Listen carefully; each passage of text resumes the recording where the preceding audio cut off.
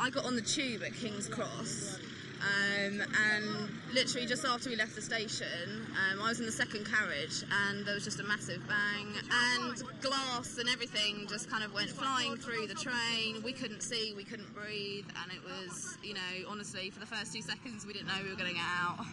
All the windows came in, and none of us knew what happened, and it was mayhem, and then the driver came out of the carriage, and which was quite scary because he shone a red light, and we all thought it was, I thought I was dead.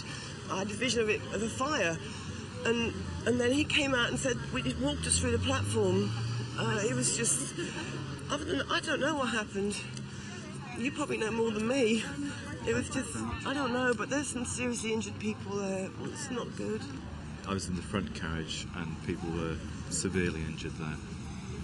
But I've heard, and I don't know if it's right, that people were even worse further back. And this is inside Russell Square Station, was it, or further up the road? No, it was in the tunnel between King's Cross and Russell Square. And how do you describe the reaction of people in the train to what happened?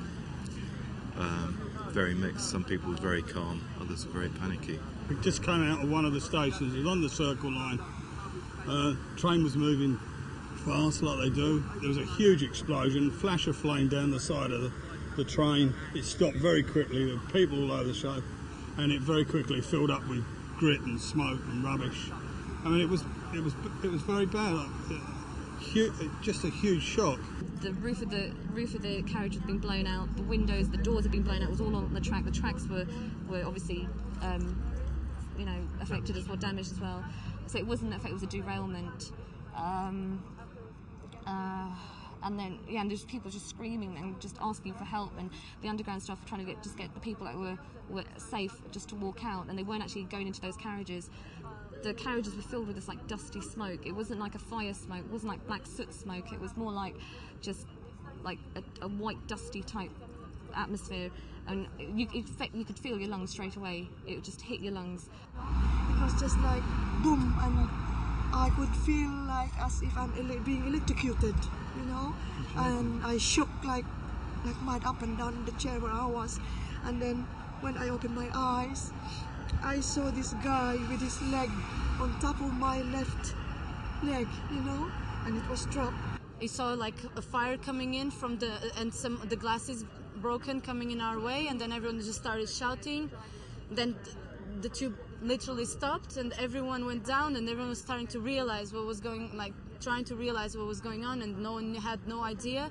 And then just a lot of smoke came in, like black smoke, and we just couldn't breathe, and you can't break the windows, you can't do anything, so people were like trying to force the way of opening the doors of the tube, and we just stayed there like for so long because they had to evacuate everyone from the back, so you had to pass from carriage to carriage, and obviously the people that were walking but injured went first, and they were like the ears were blown up, and you could see like blood all over the place in the arms because they were standing next to windows. We just pulled out of Edgware Road, and next thing I know, there's a large flash of light. Felt a burning sensation on my hands, put my hands up to my face. I was on the floor by that point. Yeah, I can't recall anything prior to that, any noise, any bang. And as soon as I realised, you know, there'd been an accident, got up, had a look around, saw where the exits were. The train was a complete standstill, the lights were out, a lot of smoke in the carriage, not a lot of people moving. There'd been another tube stopped parallel to us in the tunnel. They seemed fine. We were trying to get from our carriage over to their carriage, but couldn't get the doors open. So it's very much a case of waiting in the tube. Next thing we heard, some guys were shouting at the far end of the train that it was fine to get off. They'd be taking people off the back end of the tube. So the worst affected started to walk through the carriages. I seem to remember the next carriage down towards the back of the train that everyone seemed fine, the lights were on, people were standing, didn't seem injured. So proceeded to get off the back end of the train and out onto the platform, and was led up to the concourse where the firefighters and paramedics started to arrive.